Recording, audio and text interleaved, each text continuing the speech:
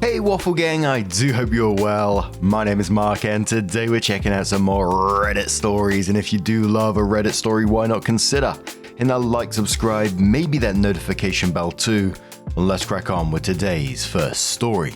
Much love guys. Now today's first story comes from 5 Gallon Fuck It and says, me 28 male, moving to a new city, bought a house with fiancé, 26 female. She's decided she's not coming. My fiancé and I have what I thought was a really good, happy, and stress-free relationship. We only got engaged 2 months ago, so we've barely started wedding planning, but we've been together for about 3 years total. I got a new job which tripled my salary and is in line with my career goals. She always wanted to live on the East Coast. She talked about that a lot before this opportunity even came up. So when I asked her if she'd be interested in moving, she was really excited. With the promotion, we'll be able for her to afford to start doing a hobby as full-time work if that's what she wants. So she was thrilled about the opportunity. We picked the house out and bought it together, and she was so excited to move in. The original plan was we would both fly out east on the 29th, which would give us a few days to paint the house and get some things ready for when the movers arrived on the 7th. She changed her mind last minute and said she would stay home to make sure everything went well with the movers. I flew back on the 4th, and we were going to drive back east after the movers left on the 5th, because they wouldn't take our ATV or boat, so we had to haul them ourselves. She decided against this again because she thought it would be too long to sit in a car, and said she would fly out Sunday, yesterday. We booked a ticket and she was supposed to get in around midnight. Yesterday when I was about to leave to go to the airport, she texted me, "I'm not coming. I'm so sorry." I called her and she said she doesn't want to move anymore and can't explain why. By that I mean she can't figure out what it is that's making her not want to move, not that she is choosing not to tell me. Then she says she doesn't want to talk and hangs up. I'm not really sure what happened. There wasn't a single sign that she wouldn't be coming. All of her stuff is here, including a laptop, so if this was planned in advance, I would be really surprised. I think maybe she's scared, but she tells me she isn't and she just wants some space. I know Reddit can't tell me what went wrong, but I'm not sure how to approach this.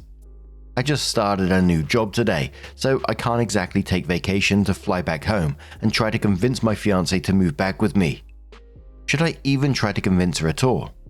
She's capable of making her own decisions, and I don't want to treat her like she isn't. Or does it sound like I did anything wrong in the weeks leading up to this? I thought I was so careful about making sure she wanted to move, and it seemed like she did. She had the whole house layout and colors planned out for her Pinterest, and she genuinely seemed so excited. Any advice is appreciated. Let me know if I think I might have left something out of the post that could help. Like you said in this, getting down to the real reason why is what needs to happen here, and the only way that's going to happen is with a conversation of some sort. Was it just last minute panic because there's been a lot of changes all at once here, or is there something else going on? All of this comes across to me really unfair to you though, because you're currently sat there thinking everything's going well, and then you get this message last minute and you're just sat there thinking what the fuck, or still having to attend your new job, etc. But Broken Paul says don't try to convince her of anything. If you fail, it will only make things more awkward, and if you succeed, it may lead later on to feelings that she's only there because you browbeat her into it. Since the stuff is already there at the new place, you're probably right that she didn't plan this. So either she had come around and decided to move in with you on her own, or she'd be wanting her stuff back. As you are organizing stuff in the new house, set her stuff aside. If you have a spare bedroom or something, put it all in one place. Don't make any offers to send her the stuff. She's the one calling the shots here, so it's her responsibility to arrange for transportation of her stuff back. All of that said, if you and she are both listed as owners on the deed to the house and she decides not to come, do whatever it takes to get her name off the deed right now. Speaking from personal experience, if her name stays on there, it will come back to bite you in the future. I can give more details about my own experience in that situation if you want. Opie says, I just don't know how long I should be waiting for her to come around before I move forward with whatever I need to do legally. Broken Paul replies again saying, I'd give her 2 weeks, and that you need to know one way or the other whether she is coming or not. by the end of that period, and that if she's not coming, you two have to separate her interest in the house. Tell her that if that's her decision, that's her decision, but you want to keep the house, assuming that you do of course, and that you would like her to sign over her claim to it. In some places, this is called a deed of partition, but you'll want to talk to a lawyer to find out what the process is in your location. If she did not contribute financially to the purchase of the house, she has no real claim on any equity that exists in it right now. But the longer things go on, and especially if the market goes up, the more likely it is that you have to buy her out in some way. If you and she are both listed as owners, if she did contribute to the purchase, then you'll probably have to buy her out to whatever extent she contributed. So OP did update their post and said, "Thanks for all the advice. I have a happy update for you. She showed up at my new job yesterday to surprise me, and she's going to be staying out here. The reason she kept putting off moving was that she found out she is pregnant. It wasn't planned, and was scared to go through pregnancy and have the baby without her mum close by to help. She finally told her mum on Monday, and her mum reassured her and bought her a plane ticket and sent her on her way. As exciting as the news is, she's known for about 2 months now and only told me yesterday. So clearly we have a lot to work on. We think there was just too much going on at once, with the move, my new job, her quitting hers, our engagement, etc., and now the pregnancy. It was just too stressful for her. I'd appreciate any advice on how to make this easier for her." Holy moly on toast, that certainly explains a lot. Especially when OP was listing it off, pregnancy, moving across the country, new job, engagement, quitting your job. Yeah, just emotional overload, right? Sure, it doesn't excuse the communication, and that needs to be worked on, because things could have gone really badly with this, but, because, keeping like a pretty major secret like that for 2 months from your fiancé, and to not show up and talk it through, but, I don't know, humans can be wild sometimes, right? But Hapless Abandon says to the OP, premarital counseling. Many couples do this during their engagement to ensure that they're set up with the proper tools for a successful marriage. My fiancé and I did it, and it helped iron out a few minor things and further improved our already decent communication skills. I suggest framing it as premarital counseling because, as we see a dozen times a day here on r/relationships, many people who need counseling are adamantly opposed to it for a variety of reasons. But by calling it premarital counseling, it will come off as something you can do together that is fairly socially accepted as part of the engagement process, rather than a "something is wrong with you, let's fix it" type of sell.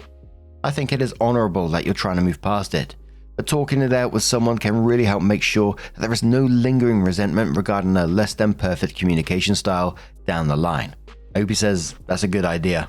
I'll definitely suggest it. Thanks." Another user says, "Be confident and try to have a plan. No lie, you both have a lot going on right now. Is there stuff you can take off your plates? What if you eloped and plan to have a ceremonial wedding later? That might ease her concerns about a child out of wedlock versus needing to rush through the wedding planning. Can she go easy on the job search? Can the two of you afford to have her not work 2 to 3 years? Or does she really need to ramp up now? Looking at a budget could really help." Opie says we're likely just going to put the wedding off for a while. She wants an actual wedding and there's no need for it to happen anytime soon. She doesn't need to worry about work either, so that should make it easier. Round says, "Please make sure that she is truly okay with that option. Being an unmarried stay-at-home mum is a very vulnerable position. Combined with her stress and hormones, you wanting to postpone the wedding after she made a blunder is likely to make her very insecure. Make sure to reassure her that you're still in this." Opie says she's the one that brought it up.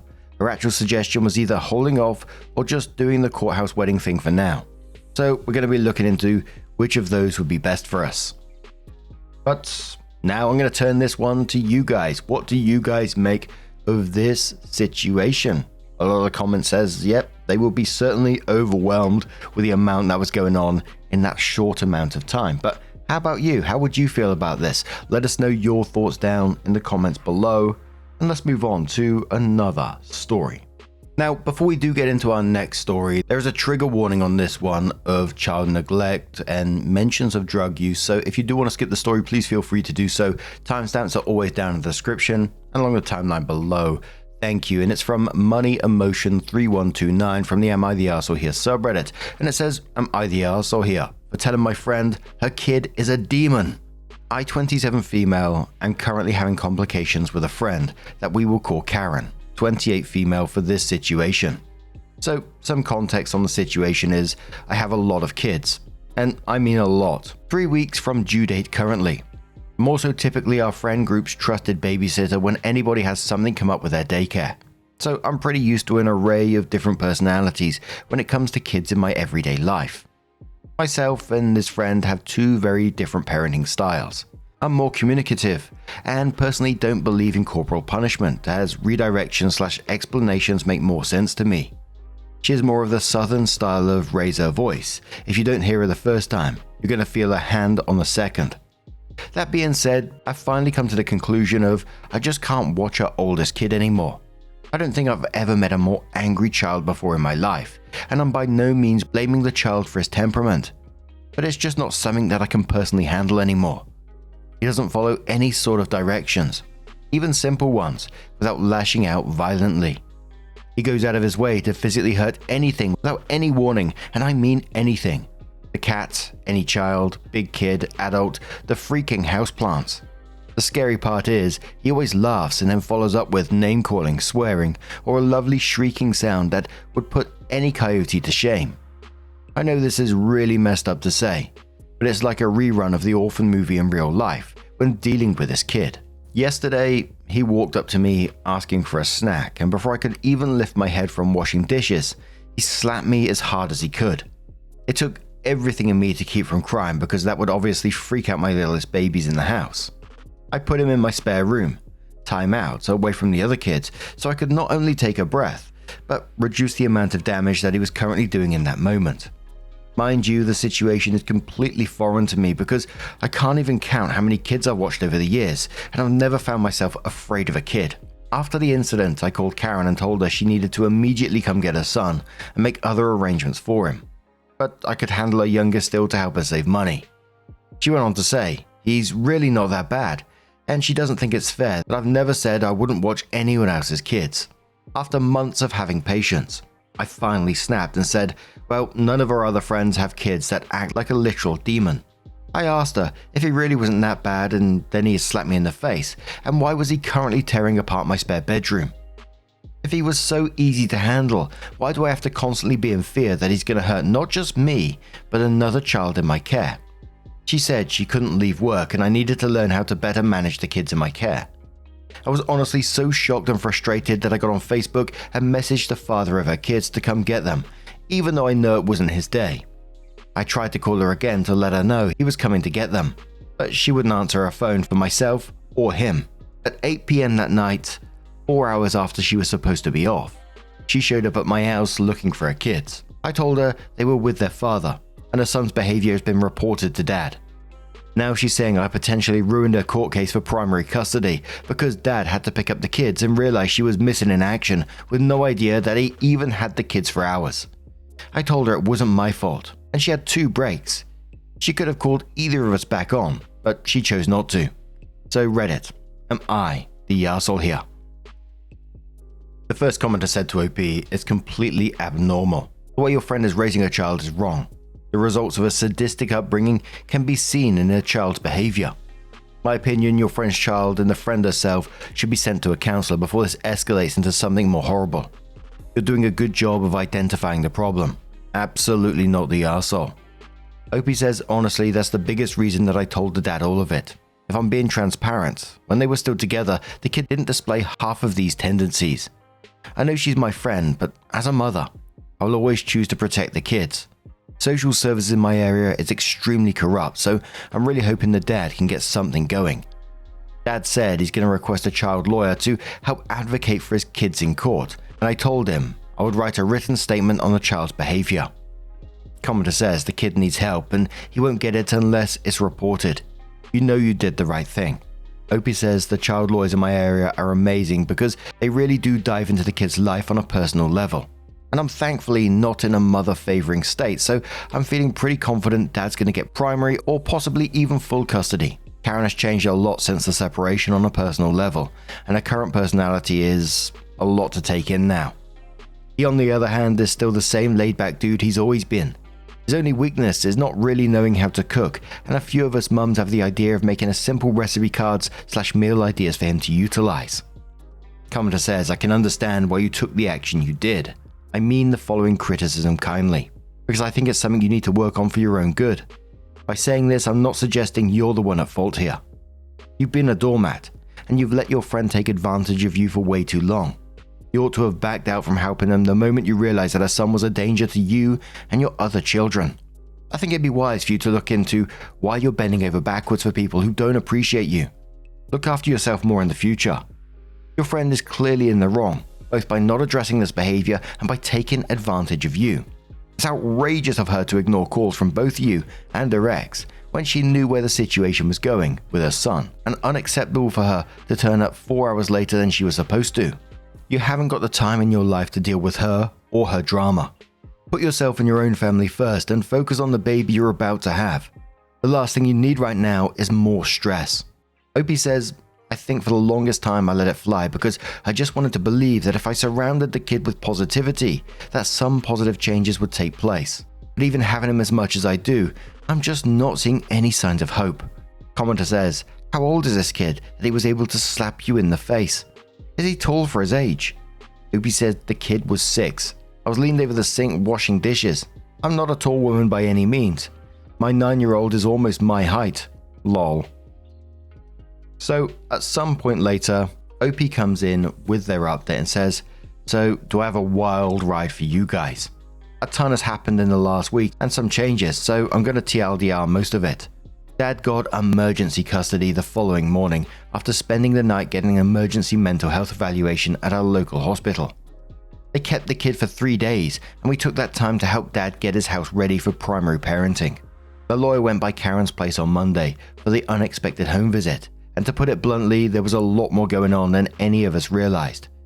The kids' belongings were placed in a pile beside the couch, where the kids have apparently been sleeping for the last month. One of the 5 bedrooms in our house is completely unlivable, and the 3 rooms outside of her own are being subleased to strangers. Yes, you're reading that right. She took away her children's rooms and put strangers in there. They also documented smells of burning plastic and urine throughout the household, and there is no pets in the home. She was directed to submit a drug test, and as of now, she still has not done that. I'm absolutely mortified at the conditions those babies have been living in for months without any of us in the friend group realizing. It also makes me realize that she stopped hosting get-togethers shortly after her separation, and we all just assumed she was taking time for herself. Now the icing on the cake. A lot of you warned me that she would likely try and lash out towards me, and you were right because she absolutely did. She tried to call social services claiming that I had an illegal daycare running in my home. Well, of course, a social worker did show up, but thankfully the situation was clarified within the same day. I explained that 5 of the kids in my house were my own biological kids, and the 2 others I was watching for my cousin without personal pay. Gave them receipts and my last couple bank statements as proof, and should be getting a letter within the next week closing the case unfounded. They have a hearing on Friday to establish custody, and the lawyer has already said it will go to Dad. Karen will keep supervised visitation if she petitions for it. If any changes or something else crazy happens, I'll definitely be updating again. But thank you guys. Opie adds a clarification on Karen's husband's lawyer who went to her house and if the agencies will get involved. Opie says no, it's the kid's lawyer. Guardians ad litem or something like that is the proper term. But it's basically a person who represents the children from a neutral standpoint. As far as I know, social services will be getting involved because the dad does want to pursue neglect charges. But the dad did receive emergency custody, which means the concerns of a brief foster stay have been eliminated. Another commenter says, just curious, how did your bank statement demonstrate that you're not running a daycare? Opie says, glad you asked. It just shows the $40 my cousin sends me each week to pick up diapers and formula for a kid's time here. And the receipts display that $40 went. Opie explains about CPS and her estate and if she was the one who contacted them.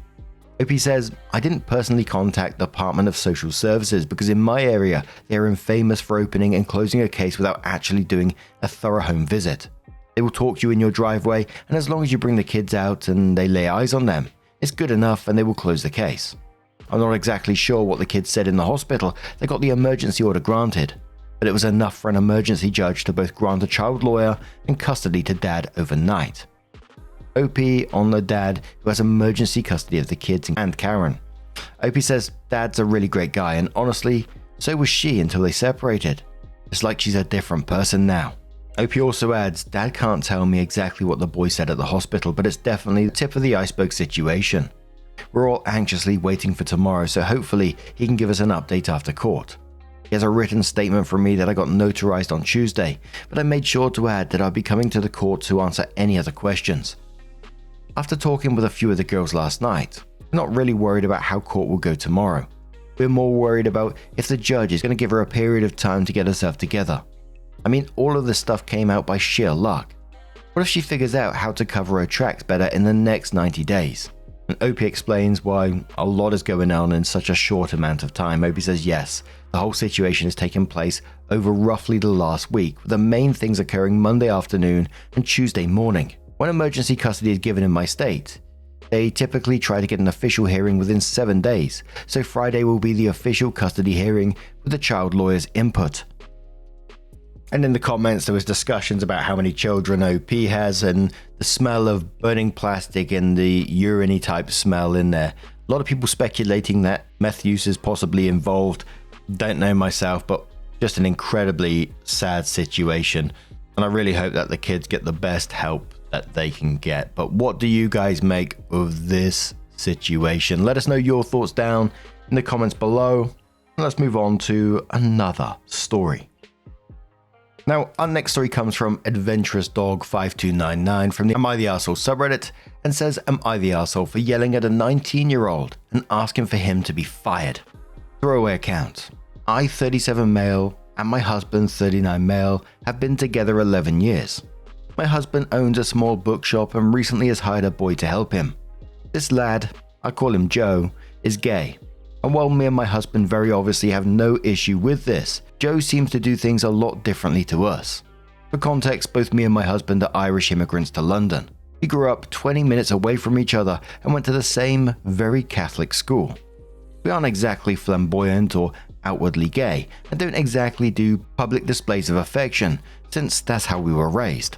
On my lunch break from work, I like to visit my husband, bringing him records I think he might like in his coffee. Recently, however, Joe has started making comments. It started small with him saying things about queer joy and how he loves gay couples, which we didn't mind at all. In all fairness, it's a fairly scary world for queer people right now, and I understand seeing a happily married gay couple means a lot for a kid. But then he started getting a little too comfortable for my liking.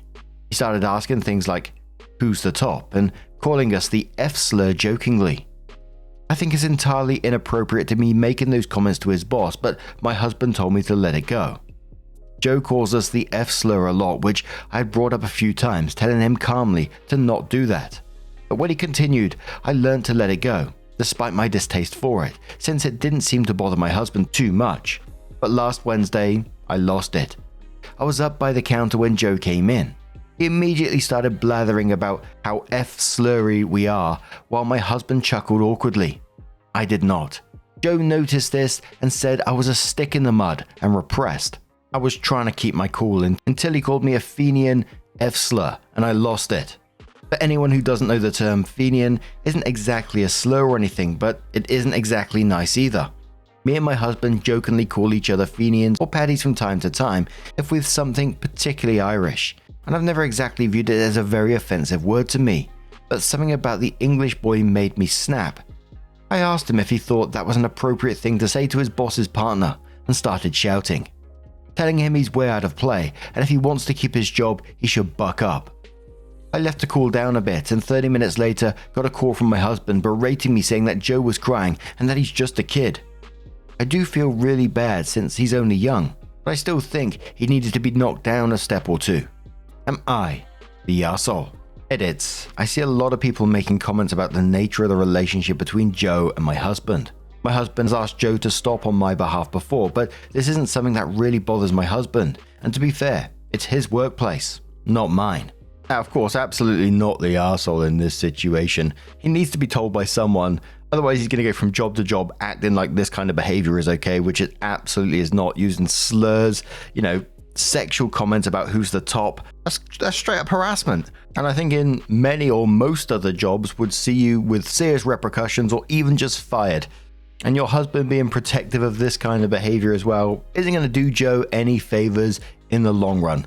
And also, I'll just add in, I didn't blank out the word Fenian, and I apologize if that's offended anyone. I was looking up whether it's a word you can use or not, and Google was giving me mixed messages, honestly. So feel free to educate me on that one.